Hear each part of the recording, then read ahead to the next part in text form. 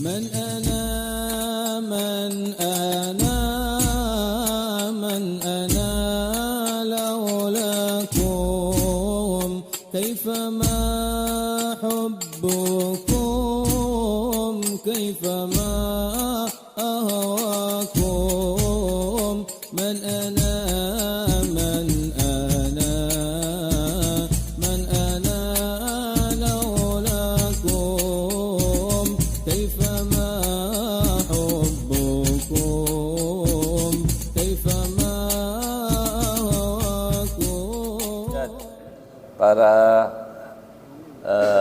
zuwar, para hujjat yang berangkat ke Baitul Maqdis, ke Al-Haramain, mudah-mudahan Allah Taala dijaga pulang pergi keselamatannya, insyaallah pulang mendapatkan haji yang mabrur. Ya. Alhamdulillah kita pada malam hari ini salat di masjid berjamaah, ini pahalanya luar biasa ya. Salatnya di masjid berjamaah. Khusyuk enggak? Ini pertanyaannya. Ya. Khusyuk, apa khusyuk itu? Orang sering bilang ini salat yang khusyuk. Apa khusyuk itu? Para ulama menjelaskan banyak sekali, artinya hadir. Ya, ada yang mengatakan khusyuk adalah hadir. Nanti kita akan bacakan apa pendapat para ulama di situ. Apa kepentingannya? Kita sholat kok suruh khusyuk? Itu. Karena khusyuk itu rasa. Khusyuk itu adalah rasa. Rasa yang bisa dirasakan oleh seorang yang beribadah kepada Allah Subhanahu wa taala. Ya. Jadi segala jenis ibadah itu induknya adalah salat. Ya, pusatnya adalah salat. Kemudian salat yang bagus, salat yang diterima, salat yang punya nilai lebih daripada yang lain, penilaiannya adalah di khusyuknya. Itu. Khusyuknya, hadirnya enggak. Itu. Tadi salat berapa rakaat? Nah, 3 rakaat misalnya. Khusyuknya di berapa hadirnya?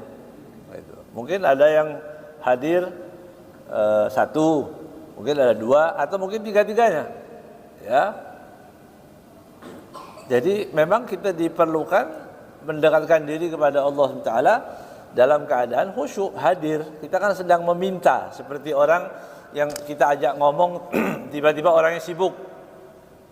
Ya kita ngomong serius, kemudian orang tadi matanya ke mana-mana, ya, misalnya. Atau kalau hati kan kita nggak bisa lihat. Kalau Allah Subhanahu Wa Taala, Allah Taala melihat hatinya, itu tempat pandangan seseorang, itu yang dipandang adalah hatinya. Ya. Maka orang hidup dalam kehidupan ini diperlukan tadi hubungan yang baik dengan Allah Subhanahu wa taala, supaya salat tadi menjadi penghubung kita kepada Allah Subhanahu wa taala dengan baik. Ya. Ada problem enggak di dalam kehidupan ini? Pertanyaan. Tapi lihat dari wajahnya kayak tenang-tenang semuanya. Ya, kita punya problem nggak? Punya, pasti. Nggak mungkin kita nggak punya problem, itu nggak punya masalah ya. Masalah itu bisa kita selesaikan sendiri nggak? Itu pertanyaannya. Masalah yang kita hadapi ini bisa kita selesaikan sendiri nggak? Nggak. Ada yang bisa, ada yang enggak, ya. Bisa diselesaikan pakai uang enggak? Ada yang bisa, ada yang bisa. Dan itu yang banyak kayaknya. Kok suaranya bergemuruh ini berarti paling. Ya problemnya cuma uang aja. ringan kalau itu masih itu ya. Kalau cuma urusannya uang masih mudah. Artinya di dunia ini memang ternyata kita punya masalah banyak. Ada yang bisa, ada yang nggak bisa. Ya, ketika nggak bisa, mentok sudah kemampuan kita nggak bisa, itu isyarat dari Allah. Hambaku mau kemana lagi? Ente mau kemana lagi? Sudah cari dukun yang sakti sudah cari relasi yang hebat yang pernah kita banggakan, sudah pernah kamu hubungi semua itu orang-orang yang kamu anggap baik, berhasil tidak? Gitu. Itu isyaratnya. Oh ternyata nggak bisa. Ada dulu saya kenal orang, dia bilang begini, Pak nanti kalau ada apa-apa hubungin saya. Wah kita semangat nih. Kalau ada masalah apapun, masalah di bandara, ini hubungin saya. Gitu. Kita tenang-tenang aja di bandara, bawa tas lebih, beratnya lebih. Kita punya kenalan. Begitu. Di telepon, kita sudah mengandalkan dia. Begitu kan? Masuk. Pokoknya sebut nama saya aja. Wah, lebih keren lagi itu. Ya. Akhirnya kita punya masalah, kita telepon. Oh, maaf Pak, saya nggak lagi tugas. Oh itu. Sudah selesai itu, manusia sudah selesai. Nah, ya itu yang kita harapkan. Atau nanti kalau ada masalah tolong hubungin saya Pak. Oh saya sudah dipecat. Sudah selesai. Manusia nih manusia. Ya. Itulah manusia. Ya, manusia. Ada lagi kita lihat orang punya kekayaan yang hebat, gitu ya. Kemudian ini biasanya korbannya ustadz biasanya, yang sering ya. Antum doain saya, ustadz doain saya. Ini kalau bisnis goal, insya Allah antum perlu apa aja beres. Begitu. Ya. Padahal kita nggak minta, dia sendiri yang nawarin. Tahu-tahu hilang Pak. Itu jadi nggak tahu kita hilang. Ya. 5 tahun lagi datang. Tolong doain lagi. Yang dulu bangkrut sudah. Jadi ya itu biasalah manusia ya, manusia artinya memang kita dipertemukan oleh Allah SWT dengan masalah itu, artinya kita disuruh kembali ke Allah Subhanahu wa taala. Ya. Disuruh kita untuk kembali kepada Allah Subhanahu wa taala. Hidup enak terus nggak mungkin. Nggak enak terus ya nggak mungkin. Hidup itu kadang-kadang enak, kadang-kadang nggak enak. Ya. Begitu ya. Dalam Al-Qur'an Allah SWT berfirman, laqad khalaqnal insana fi kabad. Laqad khalaqnal insana fi kabad. Ya. Aku ciptakan manusia itu dalam apa? Kabad dalam tafsir disebutkan fi syiddatin wa ana'in wa nasab. Dalam kesulitan, dalam kerumitan, dalam masalah, ya itulah manusia. Ya. Allah yang mengatakan begitu, ya. Tapi bukan berarti kemudian kita hanya menunggu masalah aja.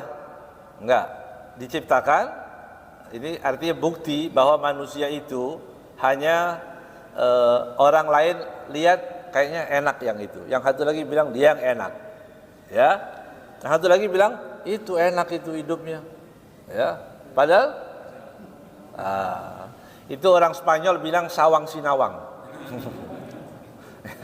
Orang yang lihat itu kayaknya wah itu bagus itu, enak hidupnya.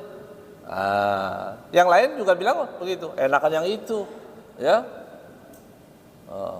Dia senang, hidupnya enak, begitu. Tapi hakikatnya mana? Nggak ada yang tahu, ya.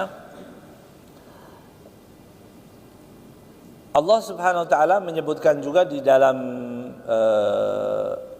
ayat yang lain dalam surat Al-Maidah, kalau tadi kesulitan yang sebutkan tadi ya, well, kita punya masalah, ya. Sampai kapan masalah itu? Sampai kapan selesainya masalah? Sampai kita berhenti tinggal di dunia. Jadi selagi kita di dunia, bukan selesai 2024, enggak Pak, ya, enggak, akan berkelanjutan ini selagi kita masih ada di dunia. Di situ kita punya masalah, ya. Bahkan Allah Subhanahu Wa Taala menyebutkan, ya, fa'asabathum musibatul maut, ya, al-maut itu disebutkan musibah. Al-maut adalah musibah. Ya, fa'asabatkum, kalian akan tertimpa dengan musibah. Musibahnya musibah kematian itu tadi. Berarti sampai penghujung, ya. Itu musibah juga, itu masalah juga. Ya. Tapi banyak orang menjelaskan begini, ini orang dalam kematian itu menakutkan, gelapnya kuburan, ya, bagaimana tidur di dalam tanah dan sebagainya. Benar, tapi kita punya alam sudah beda. Supaya kita tidak suudzon kepada Allah Subhanahu Wa Taala, ternyata ada juga kenikmatan kematian. Nikmat mati itu enak, mati itu menyenangkan. Mati itu pertemuan dengan orang-orang yang baik, orang-orang yang kita cintai, yang mendahului kita dahulu. Begitu. Supaya apa? Supaya husnudzon kepada Allah Subhanahu Wa Taala, sehingga tidak melihat satu takdirnya Allah sesuatu yang menakutkan. Begitu. Kalau kita takut hanya kematian begitu aja, akhirnya kita takut mati. Akhirnya padahal kematian itu sudah ditetapkan oleh Allah Subhanahu Wa Taala. Ya. Mau diceritakan, mau nggak diceritakan, mati. Ya, mati. Ya. Foto tiba-tiba jatuh, apa artinya? Hah? Berarti pakunya kurang kuat. Ya. Kita kasih paku 2 yang besar, nggak jatuh-jatuh, mati nggak? Mati juga berarti, ya. Ini pakunya kuat tapi dia nggak jatuh-jatuh dia. Ya, nggak ada isyarat apa-apa, mati. Jangan khawatir, ya. Tapi kita minta husnul khatimah, ya. Akhbaran Nabi sallallahu alaihi wasallam fi maradi mautihi an syiddatil amr. Rasulullah sallallahu alaihi wasallam mengabarkan kepada para sahabatnya dalam keadaan di penghujung usia beliau.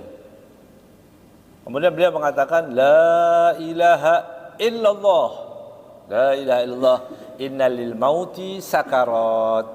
Ya, bahwa dalam kematian itu ada sakarat. Sakarat artinya ada kesusahan, ada rasa yang tadi sakaratul maut, ya, berat dirasa, begitu.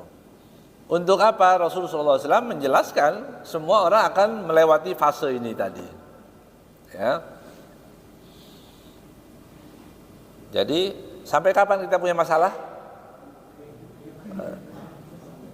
Sampai mana? Dari ayat ini sampai mati berarti, ya. Sampai mati. Masalah. Ya. Dalam Al-Quran Allah SWT menyebutkan dalam surat Al-Baqarah, wala nabluwannakum bisyai'in minal khawfi wal ju'i wa naqsim minal amwali wal anfusi wal thamarat wa basyiris sabirin. Ya, akan aku coba kalian dengan sedikit daripada rasa takut, kadang-kadang takut, wal ju', kadang-kadang lapar. Ini cobaan dari Allah, ya. Wa naqsil minal amwal, dikurangi sedikit hartanya, ya. Orang yang bekerja 1 hari, ini contoh, ya. Orang bekerja 1 hari penghasilannya misal ini 20 juta, banyak itu. Jangan, ini bukan kita yang kita ngomongin, bukan. Ada orang-orang yang punya penghasilannya 20 juta sehari. Itu kalau dia dikasih 15 juta, dia bilang apa? Musibah hari ini. Gitu, ya. Kenapa? Karena biasanya 20 kemudian dikasih 15, dia bilang musibah, ya susah sekarang ini. Apalagi yang datang bawa proposal. Wah. Antum bawa proposal mau minta bangunan masjid, begitu lihat orang kaya langsung dia cerita dulu. Waduh, sudah mengeluh duluan, ya. Belum apa-apa udah mengeluh, ya. Ya sudah Pak, kalau Bapak terlalu sering mengeluh, berangkat yuk ke akhirat duluan Pak. Sudah saya nggak jadi. Ya. Nasir minal awwali wal afu. Padahal lihat ini, apa yang menjadikan orang dikasih 15 juta masih mengeluh? Ada orang, coba kita naik ojek atau kita naik ojek ya, yang gampang itu. Dia penghasilannya sehari 100, naik ojek, kita bayar 5 juta. Bilang apa orang itu? Hah? Rezeki nomplok, alhamdulillah. Padahal belum, saya baru mau niat sholat duha, belum sholat ini, ya. Baru niat aja sudah begini. Oh ya Allah, masya Allah. Bapak siapa namanya? Pak Fulan. Ingat-ingat terus. Sampai di rumah dibacain doa, bacain tahlil kita, ya. Dari senangnya itu lihat orang segitu. Apa yang menjadikan orang tadi, ya? Apa yang menjadikan orang tadi dengan nominal yang beda, ya, jauh di bawahnya, tapi rasa gembiranya bisa luar biasa itu tadi. Kenapa? Tadi wabasyiris sabirin, ya, kasih kabar gembira orang-orang yang sabar. Orang yang sabar itu kalau dia mendapatkan apa, ya alhamdulillah, ya, dia akan lihat orang-orang dalam urusan dunia, orang-orang yang ada di bawahnya. Makan begini alhamdulillah masih bagus. Ada orang tidur yang ada yang lagi susah, ya, dalam keadaan susah, makannya susah. Ada di luar negeri sana mau cari air susah, ya, kita mudah sekali air, ya, sampai banjir malah, ya, dikasih itu sama Allah Subhanahu wa taala, luar biasa. Allah katakan wabasyiris sabirin, kasih kabar gembira, ya. Untuk siapa? Orang-orang yang bersabar, ya. Kalau cobaan, jadi menyikapi cobaan itu bagaimana? Wabasyiris sabirin, ya. Kalau saya nggak mau dicoba oleh Allah Subhanahu wa taala, bisa nggak? Saya maunya nikmat-nikmat aja. Boleh, karena sebagian ulama kan berdoa juga, ya. Allahumma ja'alni abdal imtinan la abdal imtihan. Dia doa, ya Allah, jadikanlah aku hamba Allah yang banyak diberi anugerah, jangan banyak apa? Cobaan. Jangan jadikan aku hamba yang selalu banyak cobaan, tapi berikan aku apa? Anugerah yang banyak. Boleh berdoa, ya. Kalau dikabulkan ya alhamdulillah, ya. Alhamdulillah. Itu penyebabnya mengapa kita harus khusyuk. Itu alasan pertama. Ya, alasan pertama mengapa kita diharuskan khusyuk? Apa alasannya tadi? Karena di dunia ini penuh dengan cobaan, penuh dengan tadi kesulitan. Memang hidup di dunia penuh dengan kesulitan. Yang kedua,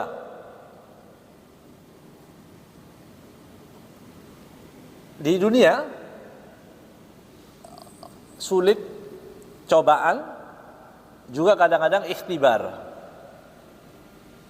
Sama-sama, ikhtibar artinya apa? Ujian. Kalau kita mau naik kelas itu biasanya diuji.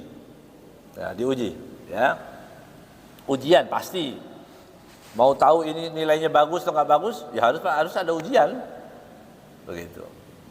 Nah, ujian ini kita mau minta kepada Allah. Ya Allah. Atau kalau kita di dunia dulu, kita bilang sama guru, tolonglah Pak, jangan susah-susah. Itu ya. Guru, kalau sudah akrab kan bilang gitu, muridnya. Pak Guru, tolong jangan susah-susah ujiannya. Begitu. Kita kepada Allah Subhanahu wa taala, ya Allah, ya. Jangan coba yang berat-berat ya Allah. Kalau bisa nggak dicoba. Itu kan? Kalau di salat Jumat tadi, salat Jumat terakhir, tsumma inna alaina hisabahum. Tsumma inna alaina hisabahum, akan dihisab. Hisab itu dimintai pertanggungjawaban oleh Allah SWT dari apa yang kita lakukan. Begitu. Kira-kira apa doanya? Dua. Allahumma hasibni hisaban yasira, ya Allah mudahkanlah, gampangkanlah dihisab dengan yang mudah. Ada doa yang kedua, Allahumma adkhilnal jannata bighairi hisab. Ya Allah masukkan surga tanpa dihisab. Yang mana yang mau kita baca?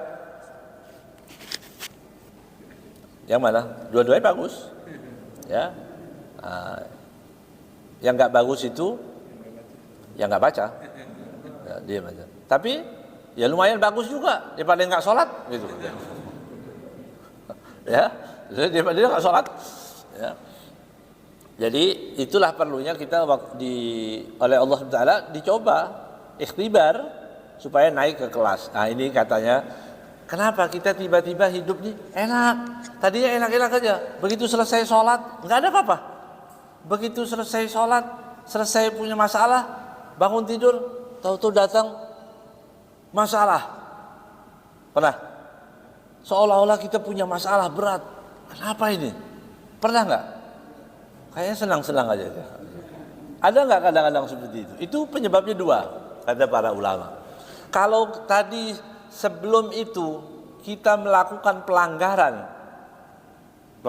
dalam hukumnya Allah Subhanahu Wa Taala, bermaksiat, riba, namimah, bohong, ya dan seterusnya, tiba-tiba kita hilang, rasa cerianya hilang, tahu-tahu bangun tidur, ya kayaknya mau apa begitu ya, berat. Kenapa ini? Kita lihat sebelumnya. Sebelum kita mendapatkan itu apa? Kalau tadinya kita melakukan kesalahan, ya sudah itu sanksi namanya. Itu adalah sanksi. Kamu punya dosa, dikasih ini, diberi sanksi oleh Allah Subhanahu Wa Taala supaya apa? Supaya gugur dosanya. Begitu. Tapi kalau enggak kita taat-taat saja, berarti dia akan naik makomnya, dia akan naik kelasnya. Gitu. Seperti ujian, lagi punya masalah, mau lari kemana? Ambil Quran, baca Quran, tenang. Oh baca sholawat, oh zikir, masuk ke masjid, ya. Lihat kalender, tanggal berapa terakhir saya masuk masjid, gitu. Dilihat, oh udah ganti kalender, sudah setahun ya. Masuk ke masjid, duduk di masjid, kita mendengarkan hal-hal yang baik. Allah Subhanahu Wa Taala menyebutkan dalam Al-Quran, am hasibtum an tadkhulul jannata wa lamma ya'tikum mathalul ladzina khalau min qablikum. Apakah kalian menyangka akan masuk ke dalam surga? Wa lamma ya'tikum mathalul ladzina khalau min qablikum, dan sebelum datang kepada kalian seperti yang datang kepada orang-orang sebelum kalian. Apa yang terjadi pada orang-orang sebelum kalian? Masadhumul ba'sa'u wad-dharra'u wa zulzilu, ya, mendapatkan kesulitan, mendapatkan banyak problem, ya, sehingga wa zulzilu, digoncang. Orang masuk surga kata Allah nggak bisa langsung nyelonong gitu aja. Nanti dulu orang-orang terdahulu juga punya masalah. Artinya bukan berarti kita kalau masuk surga harus bermasalah, bukan.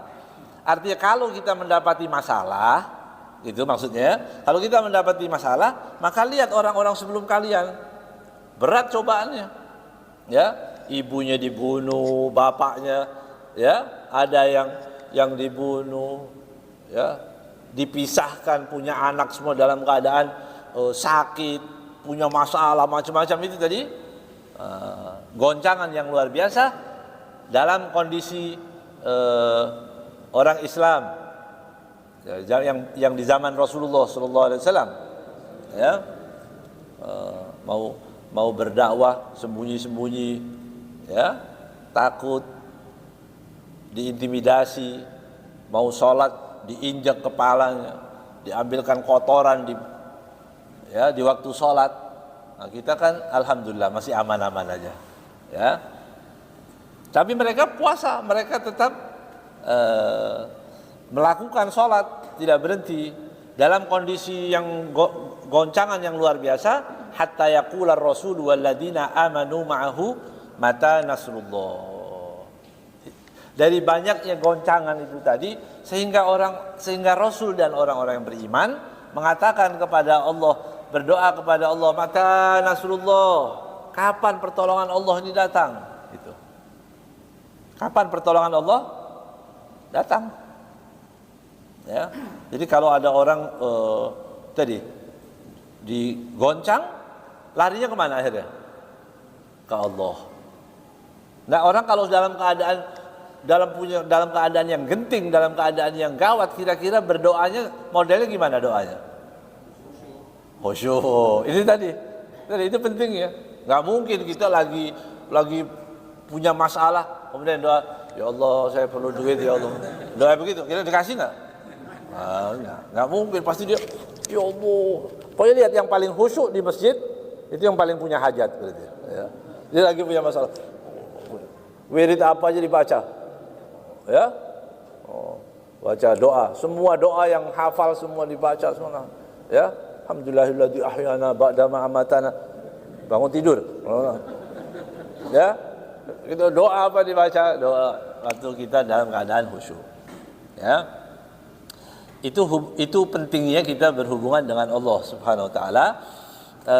Itu khusyuk supaya kita dalam keadaan hadir. Jadi masalah itu, kalau dilihat lagi, masalah itu adalah kebaikan untuk kita kadang-kadang.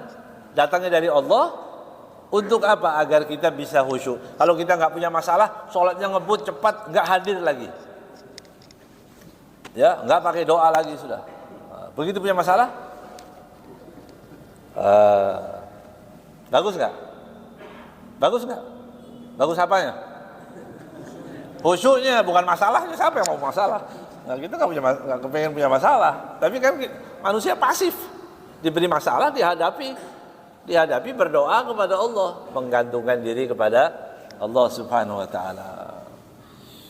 Rasulullah Sallallahu Alaihi Wasallam bersabda, Innal abda idza sabaqat lahu minallah manzilatun. Perhatikan baik-baik hadis ini, ya.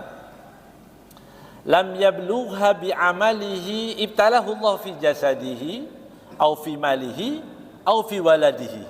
Allah. Sesungguhnya seorang hamba idza sabaqat lahu minallah manzilatun. Kalau dia akan ditetapkan satu tempat di sisi Allah, dia punya kedudukan. Hamba tadi punya kedudukan di sisi Allah. Ditakdirkan orang ini tadi punya kedudukan di sisi Allah. Berarti orang yang baik, soleh. Kedudukan itu bukan kedudukan jabatan, bukan. Ya, bukan jabatan, bukan. Kedudukan rohani kita dekat dengan Allah Subhanahu Wa Taala. Lam yablughu bi amalihi. Tapi orang ini enggak sampai kepada kedudukan yang tinggi tadi. Lam yablugha bi amalihi. Allah sudah menyiapkan ini, kamu tuh makomnya di sini misalnya. Kamu ini harusnya di kelas yang ini. Ya, yang VIP ini buat kamu. Tapi ternyata amalnya biasa-biasa saja. Enggak naik dia kan? Padahal Allah menghendaki dia untuk sampai di situ. Tapi amalnya sedikit. Bagaimana caranya? Begitu. Ini hadis ini ya. Jika Allah sudah menetapkan kamu mestinya tingkatnya di sini, kamu semestinya menjabat sebagai komisaris. Tapi dia sekolahnya baru lulus SD, gitu. Nggak bisa. Itu diperlukan yang S3 misalnya begitu. Ini masih SD. Nggak mungkin naik ke atas kan? Begitu juga orang tadi. Maka ibtalahullahu fi jasadihi. Allah berikan cobaan orang tadi, dites. Tapi kalau ini kan makom dunia kan bisa dengan titel-titel dan sebagainya. Ini makom yang di sisi Allah, nggak bisa. Ya, bagaimana? Dites. Ibtalahullah fi jasadihi, kadang-kadang jasadnya dicoba oleh Allah, sakit, nggak sembuh-sembuh, ya, ada penyakit yang nggak sembuh, ada masalah, ya, sakit, udah berobat kemana-mana, tapi dia bersabar, ya, nggak sampai lari ke dukun, nggak, ya, dia masih berobat, nggak sembuh-sembuh tadi. Itu cara Allah menghendaki orang itu tadi naik kepada makom yang tadi, yang karena ibadahnya nggak banyak. Itu maksudnya, ibadahnya belum banyak ini, ya udah kasih cobaan, begitu. Ya, jadi antum kalau kebetulan punya istri yang galak, itu syukuri. Ya. Itu karena itu juga cara Allah untuk mengangkat derajat. Na'udzubillah. Ya, ya. Kita amalannya biasa-biasa. Kamu disayang sama Allah, kita ini disayang sama Allah. Kita disiapkan kedudukan, tapi ibadahnya biasa-biasa. Salatnya nggak khusyuk. Ya, salat nggak khusyuk, baca Qur'annya Ramadan. Ya. Atau tunggu tahlil nanti baca Yasin bersama-sama. Biasa-biasa. Maka diberi tadi, dicoba oleh Allah jasadnya, ada penyakit. Ya Allah, dia itu tadi untuk orang tadi supaya naik ke makomnya. Au fi malihi, jasadnya baik-baik saja, mungkin juga dicoba dengan hartanya. Dulu kaya, tiba-tiba jatuh, jangan dilihat, ya Allah berarti saya bangkrut, saya nggak disayang oleh Allah SWT, sudah nggak pantas lagi saya tulis hada min fadli rabbi, itu ya. Biasanya kan begitu orang-orang, ya, punya rumah bagus terus ditulis hada min fadli rabbi. Hasil dari mana itu uang? Nah, kalau halal nggak apa-apa. Ya, dari yang haram ditulis hada min fadli rabbi. Ya. Kemudian apa artinya hada min fadli rabbi? Ini adalah keutamaan anugerah dari Allah. Dia kayanya gara-gara diajarin setan. Sama setan diajarin, kamu nyolong, korupsi supaya cepat kaya. Kalau cuma gaji mana bisa naik? Maka dialah korupsi. Setelah hasil rumah ditulis hada min fadli, setan tersinggung. Loh itu yang ngajarin saya kok. Kok hada min fadli rabbi. Ya. Nah, jadi nanti diberi hartanya punya masalah. Mungkin. Ya. Au fi waladihi, atau pada anaknya. Cobaan-cobaan, tapi kita nggak boleh minta kepada Allah, coba ya Allah, supaya saya sampai ke tempat yang tinggi, itu nggak boleh.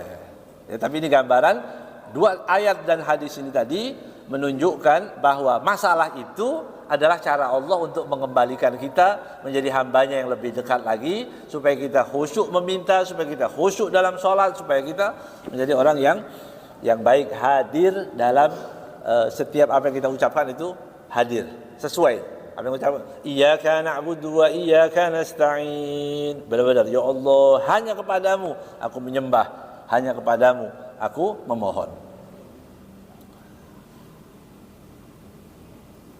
Al-Imam Al-Muhasibi mengatakan,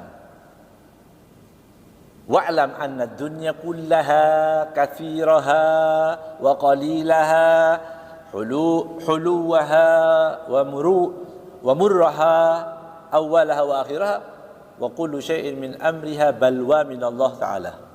Ketahuilah, tadi kan contohnya kan cuma yang bermasalah ya, harta yang kurang.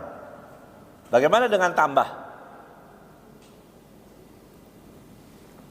Bagaimana dengan harta yang tambah? Kalau tadi yang kaya jadi miskin, ternyata dari miskin ke kaya itu juga masalah. Ya, miskin ke kaya itu juga masalah. Itu bapak kemana ya? Kok nggak ke masjid? Oh sudah kaya. Oh, gitu ya. Berarti kalau sudah kaya berarti sudah lupa. Na'udzubillah min dzalik. Kan ada begitu ya. Oh lagi sibuk sekarang. Loh, pengajian nggak bisa. Sedang golf sekarang. Hari Ahad, hari Minggu dia golf. Kalau Sabtu, dia ke Amsterdam. Ya. Pokoknya dia sibuk dengan kesibukannya. Wa'lam.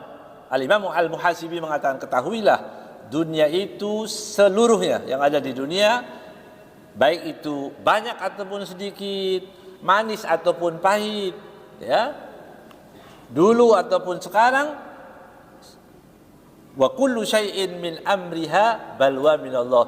Sesungguhnya semua yang ada di dunia, tambahnya harta, kurangnya harta, kedudukan dan sebagainya, semua yang ada di dunia balwa minallah, itu adalah cobaan dari Allah Subhanahu wa taala. Cobaan. Ya. Cuma begini, kalau kita banyak berdoa itu kapan? Waktu miskin atau waktu kaya? Enggak, ini pengalaman aja. Pengalaman kita, ya. Pengalaman kita ini kalau kita mulai banyak doa khusyuk itu kapan? Waktu lagi apa? Lagi susah. Ya. Berarti kita enggak ada bedanya, Pak. Sama aja berarti, ya. Kalau lagi punya begini, ya. Kalau sudah lagi ada kekayaan, kurang dikit, kurang. Ya, wirid-wirid kurang. Ini, ya, padahal itu semua cobaan dari Allah Subhanahu wa taala. Wal ikhtibar, bukan cuma cobaan, tapi di situ adalah uji kelulusan. Ya, mau lulus enggak ini? Nah, tadi. Baik kaya ataupun miskin. Dan Al-Qur'an di sini mengatakan bahwa semuanya di Al-Qur'an disebutkan dunia ini semua ikhtibar. Cobaan dari Allah Subhanahu wa taala, ya. Banyak ayat-ayatnya di antara Al-Maidah, Al-An'am dan seterusnya menunjukkan bahwa Allah Subhanahu wa taala mencoba, ya, orang-orang yang hidup di dalam dunia ini penuh dengan ikhtibar, penuh dengan ujian, ya. Tapi apa tujuannya? Apa tujuannya ujian tadi? Itu kalau buat kita peluang untuk sholat yang khusyuk, itu maksudnya.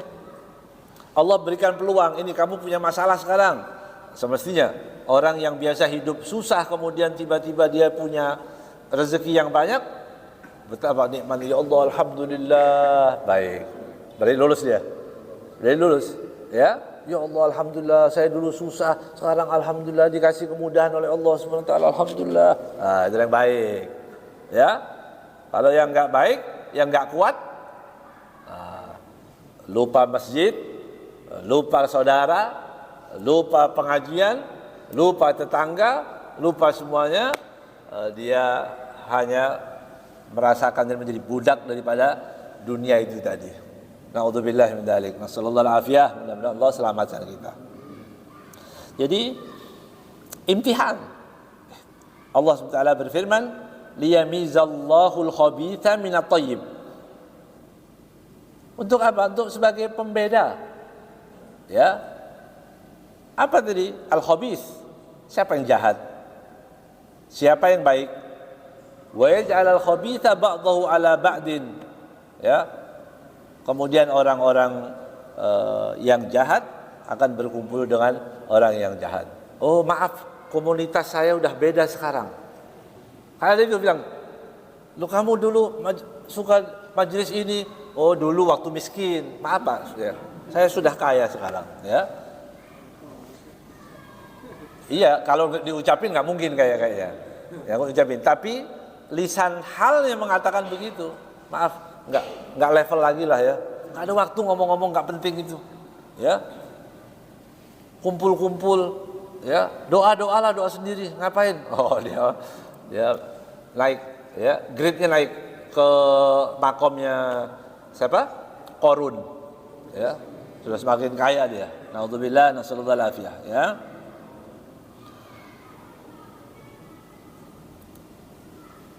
Rasul sallallahu alaihi wasallam, Ar-Rasul sallallahu alaihi wasallam menyebutkan dalam hadis yang diriwayatkan oleh Sayyidina Abu Hurairah radhiyallahu ta'ala anhu, ma yazalu al-bala'u bil mu'min wal mu'minah fi nafsihi wa waladihi wa malihi hatta yalqallaha wa ma 'alaihi khati'ah.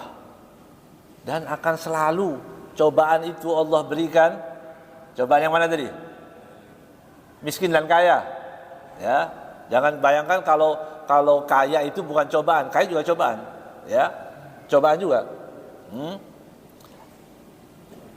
Mukmin ataupun mukminah, laki-laki mukmin ataupun yang perempuan, akan selalu dicoba fi nafsihi, di badannya, waladihi, anaknya, malihi, hartanya, hatta yalqallah. Sampai bagaimana? Dicoba, hatta yalqallah, sampai bertemu dengan Allah, wa ma alaihi khati'ah, sudah enggak punya dosa lagi. Cobaan terus. Tapi yang sabar. Ya. Kira-kira kalau ada orang terkena musibah, kemudian dia bersabar, dia mendapatkan pahala. Kalau enggak bersabar, musibahnya hilang enggak? Tetap, ya, tetap masalahnya. Tapi di sini apa tujuannya? Sehingga hamba tadi yang penuh dengan cobaan, ya Allah, hidup kok susah begini. Akhirnya apa? Dia sudah enggak punya dosa lagi, bertemu dengan Allah Subhanahu wa taala. Itu kasih sayangnya Allah Subhanahu wa taala. Ya, itu kasih sayangnya Allah Subhanahu wa taala.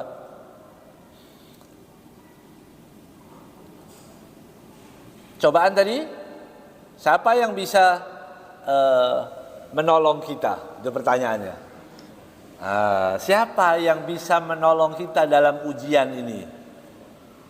Allah lagi. Berarti kembali ke Allah. Di situ kita harus sholat, tunduk, patuh dengan apa yang diperintahkan Allah. Berarti kita kembali lagi minta kepada Allah Subhanahu wa taala.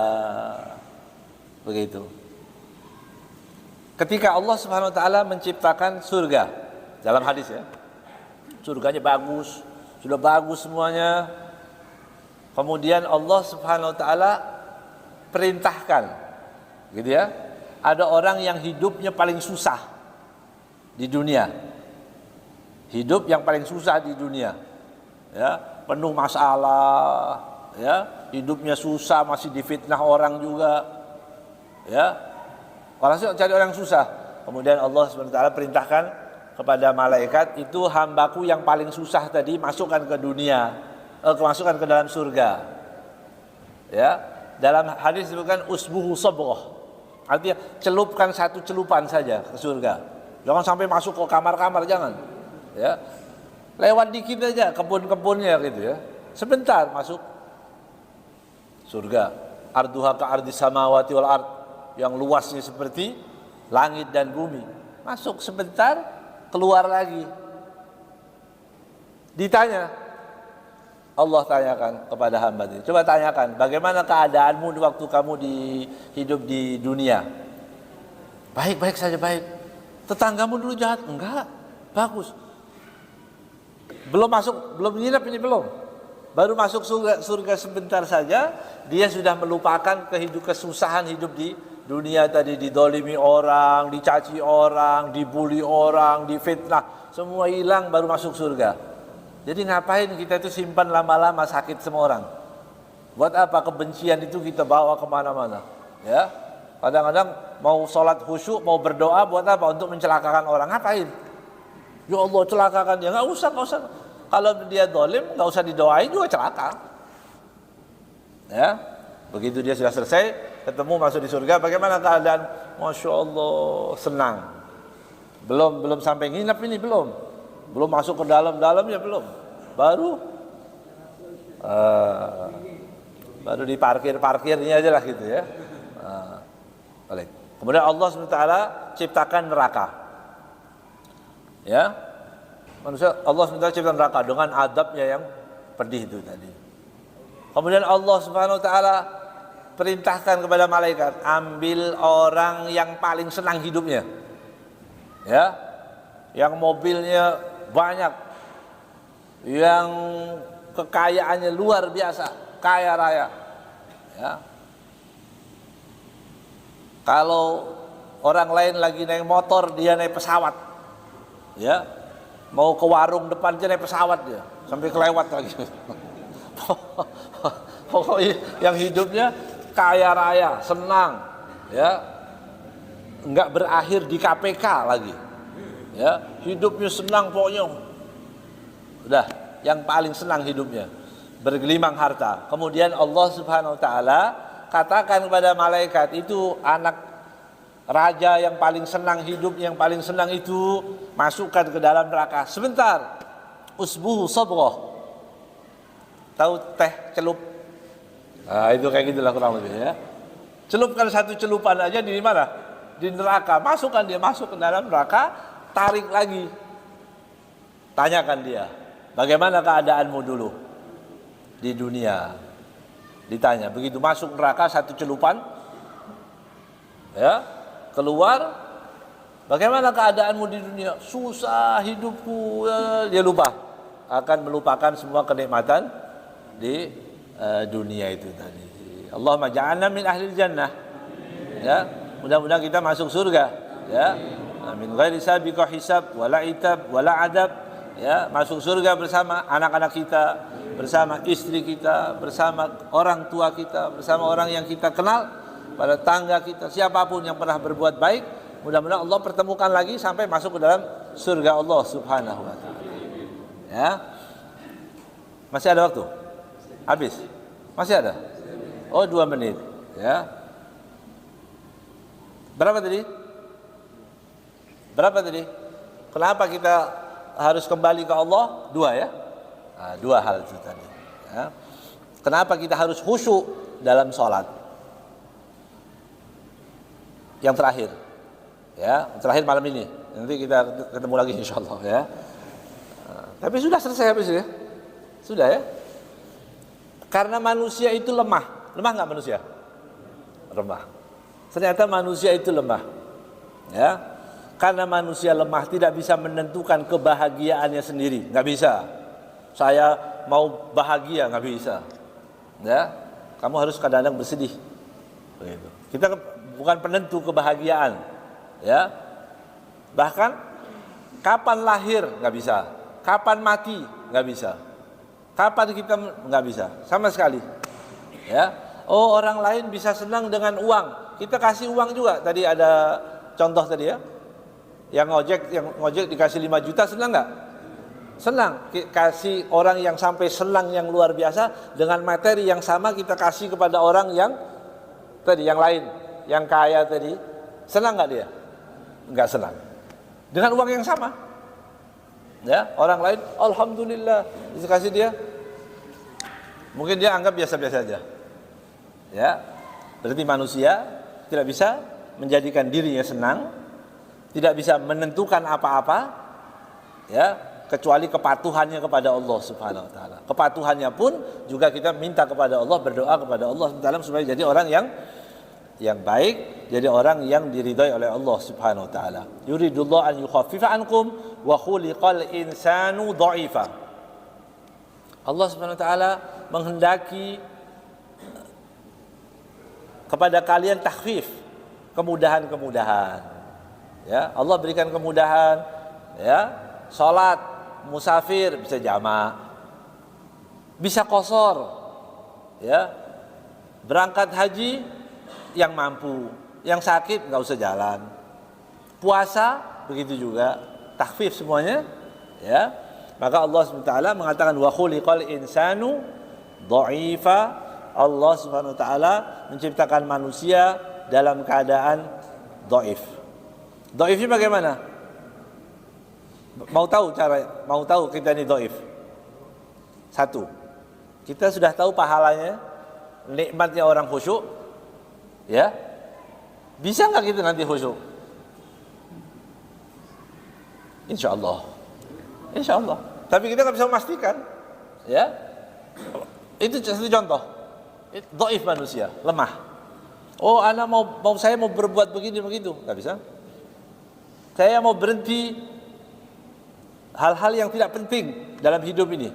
Misalnya, anak kecil suruh berhenti main apa? Game misalnya, nggak bisa. Bapaknya malah ketularan, ya. Orang tuanya malah dia ikut main-main juga, ya. Ya, dhaifnya di sini apa? Dhaif tidak bisa menentukan apa-apa dan fisiknya pun banyak binatang yang lebih kuat dari manusia. Ya, secara fisik lebih binatang lebih kuat. Ya, kita kalau masuk kampung orang dikasih, ayo ikut saya, jalan masuk ke gang, muter, sudah kita balik lagi. Bisa nggak kita balik lagi? Ada yang bisa, ada yang nggak bisa. Waduh, repot, masuknya gangnya banyak, saya keder, gitu ya. Anjing diajak sekali, nyampe Pak. ya, anjing itu atau kucing. Kucing kita kasih makan, rumahnya banyak. Ya, dulu di Madinah ada apartemen itu, ada rumah-rumah dulu kan tempat tinggal anak-anak itu banyak begini. Berapa kamar gitu ya. Banyak sekali kamar-kamar yang besar. Itu kucing, ada teman kita dia suka ngasih makan kucing. Dari bawah dipanggil, nggak salah kamarnya, Pak. Gitu. Kalau kita kan mesti tanya dulu ke resepsionis, kamar berapa Pak itu tinggal. Ya, tapi kucing itu kadang-kadang dia lebih kuat, lebih pintar dari manusia. Ya, itulah manusia dalam keadaan dhaif, dalam apanya? Dalam semuanya, ya. Kemampuannya, segala-galanya itu manusia lemah, maka manusia supaya kuat bergantung kepada Allah Subhanahu wa taala. Bagaimana cara bergantungnya? Di waktu salat kita khusyuk meminta kepada Allah Subhanahu wa taala. Wallahu a'lam bishawab.